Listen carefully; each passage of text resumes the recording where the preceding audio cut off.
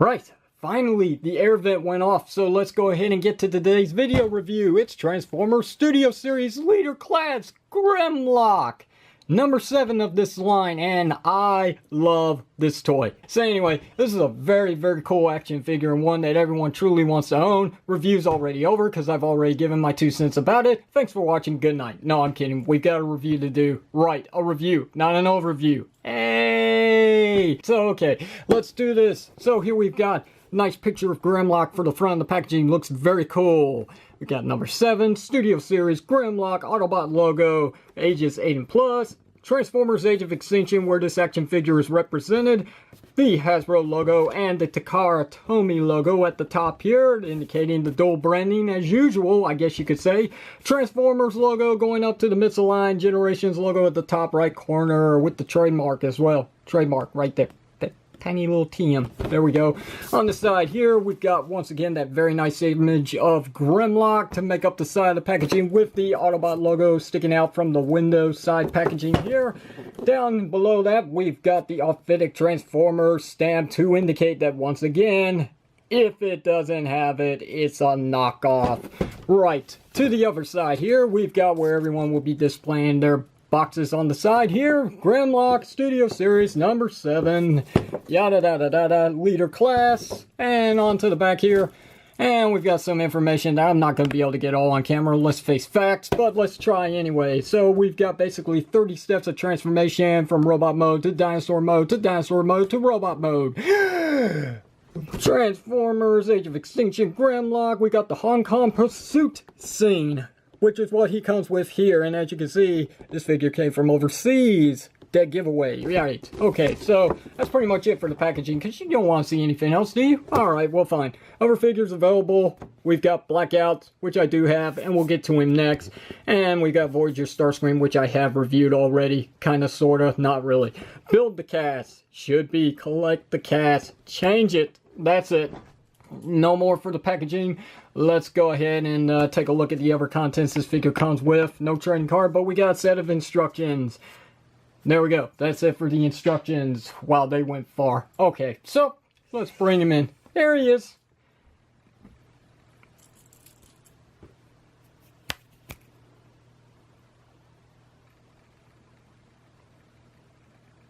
Now that we're finally in focus, let's take a look at this very beautiful action figure. He is so gorgeous. Look at that.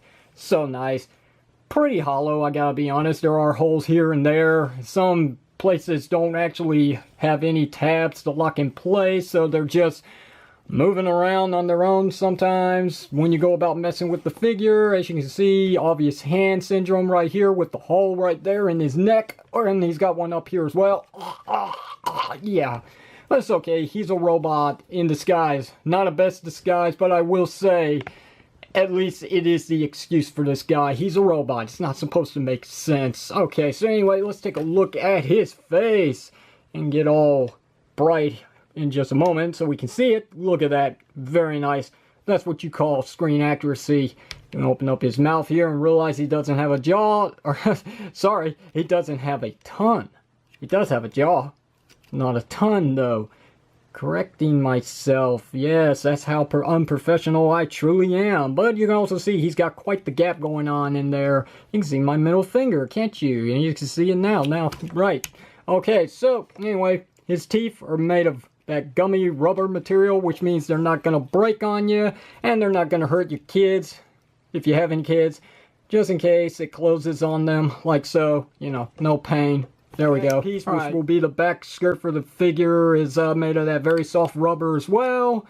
And that should be all the soft areas. Everything else is a very nice, hard, solid plastic, which does look pretty good, especially with the paint job, or should I say the dry brushing that Hasbro worked with here. I mean, look at that metallic green all around this figure with the bright red eyes there to make him look very menacing to his foes. This looks really good. I love the full-on detail of this guy. I mean, what else can I really say about it? He does have some play value here in this mode. He does have, again, an opening and closing jaw, which only gets one click, but it's good enough. He can do this as well if you want to. I don't know why you would do it, but hey, it's an option if you wanted to. display your figure however you want. Ball jointed arms, those tiny little stuffy arms, but yep, I mean, they do get a good range, which is pretty nice. Yep. Right, okay, so let's get to his legs. He does have some good movement here, some good movement back there. He does have a thigh swivel joint, which is very impressive. He does have double jointed knees. I mean, he's got the joint up here and the joint down here, which you can only get about that much of play going on there. Okay, so we do have ball jointed feet, which are on very tight, very tight grips. That's very nice. So they're not going anywhere. They're not going to get loose anytime soon. And there is this locking position right here, which will make the toe of the figure in its robot mode. So there you have that. The tail does have a little bit of articulation, but it's due to transformation. You can get it to swing out that way, but it can't go the other way. It can't go up. It can't go down unless you're moving this bit here. And let's get to the obvious elephant in the room. Again, areas on this figure don't really tab in too well, or they don't tab in at all because there's nowhere for them to lock in place. And you do have that problem every now and then. Depending on how tight this piece is on your figure, it can drop on you anytime. And these just move around, and they're obviously the other shoulder pieces for robot mode. See, very nice. Okay, so outside of that, that's pretty much it for the guy. Oh, and yeah, that happens to fall down every so often as well. Alright, so overall I do like the Tyrannosaurus mode. Oh, honestly, there we go. This figure is really good in this mode. I mean, again, this is as screen accurate as they can get for a normal retail costing leader class action figure. For side-by-side comparisons, here's the Voyager figure from Transformers The Last Knight. And remember what I said about this guy in the video, that was really as accurate as they could come. Well, he lies. Now look at this guy. But then again, previous me wouldn't have any idea about this figure here. Now, would I? Yeah, let's go back and look at that video for a moment. No, I ain't got time to do it, but you can look it up for yourself and see what I really thought about this figure, which I did give quite the praise. But again, this is night and day comparisons. No pun intended being Last Night here, but again, night and day comparisons. There's no way this Voyager can outdo this leader class figure. Not in scale, not in accuracy. It's like a freaking knockoff, in all honesty now. It's unfortunate that I have to say that, but hey, it was to be expected in time, right? Since the announcement of this line, and then they announced that Grimlock would be a part of it, obviously, I have to say, unfortunately, that I was wrong about this figure, and he really isn't that good. So, previous me of the past, I do apologize, but you were wrong. Alright, so there's not much else to really show off in comparisons, but I will show you one Studio Series figure just to satisfy your need. Right, let's get a side-by-side look here. As you can see, that's a pretty good scale between these two. Again, if they were going to go full-on accuracy with 1-to-1 scale between the Deluxes, Voyagers, and Leaders, Grimlock would be much bigger. So, you know, they did what they could for the asking price that they're asking for. So, I'm satisfied with it. Alright. Enough. It's almost 10 minutes into this video. Let's go about transforming this guy. So the first thing I'm going to do is work with the feet. I'm going to go ahead and flip out the obvious toes, which locks everything in place down here. And then I'm going to rotate them just like so. So there we have that. Next step is to bring down his spikes at the knees so we can go about correcting his legs here for robot mode. There's a tab right there that's going to lock into place up here on this double hinge. Like so. There's one. Do the same thing on this side here. Get this piece out of the way. So let's try this again. There it is. Locked right into place. And as you can see, now he looks weird, doesn't he? Turns to the side here. And I'm going to go ahead and flip up the obvious extra head right there for his shoulders. And then we're going to come back here and untab his leg section, which is easier said than done because these are on very tight pegs. Very tight. As you can see, I'm having a hard time. But, hey, it happens. There we go. Get this one to split as well, just like that. And we'll leave it be for that moment. So we can come up here on this hinge, which is locking the legs in the right position here from this slot. And we're going to go ahead and straighten that out just like that. It's a very small little transformation right there, but you just go boop, and there you go. Next thing that I'm going to do is rotate this whole section. Just like this. Right. Or better yet, maybe what I should do, he goes to correct himself, is to untab the head from his jaw here, come down here, and release the hand. And bring it out just like that so it's out of the way. So you get more clearance to then rotate this whole section here, like so. Flip up his crotch piece. And this part, I really have no idea on how to explain this well. As you can see, come down like this, and we got the two tabs right here. They're going to go into these slots right here with that pin, as you can see. And at the same time, you got tabs back here that are going to attach to each other to create the butt of Grimlock. And doing this at the same time is a little bit of a task, because you gotta get this to lock in, and then you gotta push up on those tabs. And I feel like that these are gonna break eventually because of how much force it takes. I mean, this is really difficult here, so this part I might have to skip. Right, I figured out a better way to do this once my camera focuses.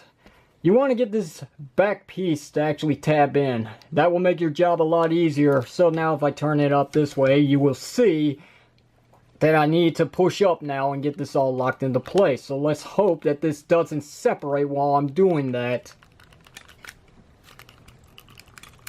There we go. Now I can finally bring the crotch piece down here, straighten out his legs again, and we're pretty much there. We're getting there. As you can see, we've got the lower portion of this figure completed finally. Now let's go about getting the rest of this figure assembled. So bring down his arm, rotate it around, and then it's on this hinge here, which you will push back on, which it already did. Take this section here and bring it up on this double hinge like so, and that should tab in right there. The arms, do whatever you want with them, because I really haven't figured anywhere to actually get these to tab in. The instructions aren't pretty clear on that. Anyway, on this side here, bring back up the head, and now take this section here, the tip of his tail, and fold it in. That creates the rest of his wrecking mace. And then rotate, have this part sticking out like that, fold down his arm the right way. And then what we're going to do next is I'm going to get my fingernails into this area right here, and we're going to pop this sucker open like so, and rotate out his head, and then we're going to bring it back up, lock it back in place, and then the last thing to do is to extend his horn, which is that very gummy rubber material right there. And actually the last thing to do is to bring down this back skirt piece, and then on the hinge, fold it out like so. And readjust everything to your liking, because he does have some ankle rocker pivot. So you should be able to get his feet to touch the ground. Right. Okay. Da-da-da, da-da-da. And about half an hour later, he says, here we go. Let's get him all on camera. There's Grimlock in his robot mode, and this is sick. Absolutely sick. This is a really cool looking action figure, and again, it's as accurate as it can get for the asking price and for the size of this figure. I don't think the engineering could actually get any better. Maybe there could be some things that could have been tweaked here or there with a little more time and effort. Right then, not to forget about the obvious elephant in the room, let's go ahead and bring him in for the side-by-side comparison. So here's the Voyager Grimlock from Transformers Last Night compared to this one, and again, quite the difference. What is this, Hasbro? I just gotta be honest. This, I don't know what I was on when I was reviewing this guy, but looking at this one now, you can totally see they didn't even try with accuracy. They didn't even try. Regardless of this being a very good action figure for the time, it's just not Grimlock at all. This whole engineering here, this whole design is just so wrong in so many ways that this feels more like a cartoon CGI modeled action figure of Grimlock, not the actual movie Grimlock. It doesn't even belong in the movie verse. It just doesn't make any sense. Now, I'm not going to bash the guy to death. I will say, giving credit where credit is due, at least they did find a way to actually give him his T-Rex shoulders right there. So, I mean, that alone is something that I can say they accomplished pretty well for the time. But again, this one makes up the whole entire thing from the front, and turning it to the back, you can see Grimlock's head continues here with the way that they engineered this. This guy, on the other hand, is hollow. But hey, for 20 bucks, I mean, what did you really expect for the time? So, you know, it is what it is. And there's not much else that I can really say about this guy, so I think I've embarrassed him long enough. Let's put him aside. Right. Anyway, if you do have the Voyager Grimlock, you do also have the option of giving this Grimlock the mace, because, or whatever it's called, the hammer of murder, death, I guess you could say, because he doesn't really have a weapon outside of his wrecking mace right here. I mean, this wrecking ball is pretty much his weapon, because he doesn't even have a right hand. But he does have his left hand, and it does have a gripping hand. As you can see, it's molded that way, and you can take his stick, and you can do that if you want, and that kind of completes the figure. And it's unfortunate that he didn't come with that. I mean, yes, I get it, the price that they were asking for, they offered as much as they could for the guy, but regardless, it would have been nice if he actually did have his stick of murder death. Alright, so clearly there's no place to store this because it's not even his. And anyway, let's just proceed forward to talking about the action figures, details, and articulation, and all that stuff in these video reviews. As you can see, that head, wow, that is nice. That is definitely Grimlock. Again, what is that? What is that? Ah, okay, so, I mean, he's a big boy. He's got a lot of dry brushing of that metallic green. And without that metallic green, this figure would be complete smoky black plastic.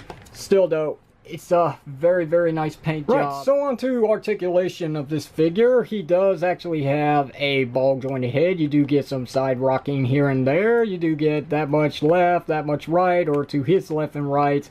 You do get a little down. You do get some shoulder movement on a very nice ratcheting joint that's pretty loud.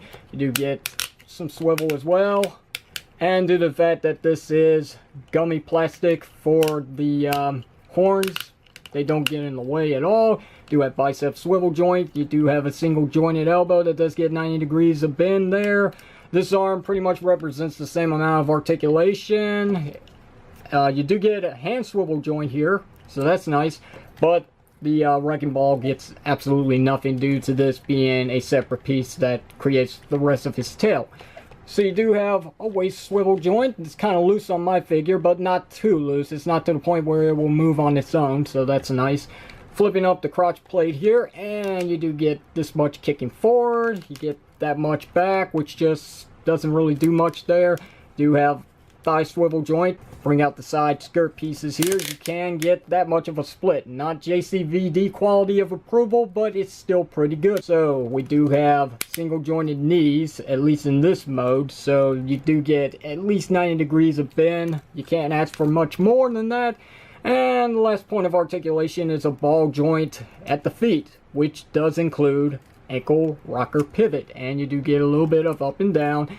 And I guess if you want to include this, you do have some toe articulation. So here's one more look at him from the front, and here's a look at him at the back, and there really isn't that much hollowness going on with this guy. And to tell you the truth, because he is made of a smoky black plastic, if there is some hollow bits around maybe the arms or the legs, you really don't notice them, because your eyes are catching the metallic paint job on this figure. I mean, that's what you're really seeing. Now, there are some areas that I wish that metallic paint work actually did continue, with the hands, the collar section here, and the jawline for Grimlock is completely smoky black plastic. The wrecking ball is smoky black plastic. But outside of that, I mean, this is a really, really nice figure that really deserves a spot in everyone's Transformers movie collection. He's just that awesome. Alright, so of course, for the last size comparisons, we're going to bring in everyone's favorite, -1, Studio Series Bumblebee, and you can see the difference between the new size of deluxe figures compared to the new size of the leader figures, which, in all honesty, the previous size of leader class figures was actually up to here, maybe a little higher. It is. Here's his studio stand, and as you can see, it's Tokyo being blown up as we saw in Age of Extinction. So let's go ahead and put Grimlock on here so we can see that clearly it doesn't really work out too well. I mean, don't get me wrong, it's not that the figure's too big for the stage, it's just the platform is way too small for the figure because he's leaning the sucker back. Alright, so actually let me take that back. This does work out pretty good. The only problem is I had his leg posed too far back and his shoulder over here was in a position where the T-Rex head was just hitting the back of it. So in regards to the stage, this is a win. As you can see, it's not flimsy, it's not going to fall over on itself like it did with Crowbar. So it's a win-win in my case. A great figure, a great stage to display him on if you got the room for it. If not, then the figure overall is the win. Now I will go about closing the video. So if you enjoyed today's video review, hit the thumbs up button and don't forget to give me a sub up. If you didn't like it, hit the thumbs down and don't forget to throw in the towel. Until then, this is the unprofessional toy reviewer Red is Power sign off saying thank you very much for watching this, and I will see you whenever you see me.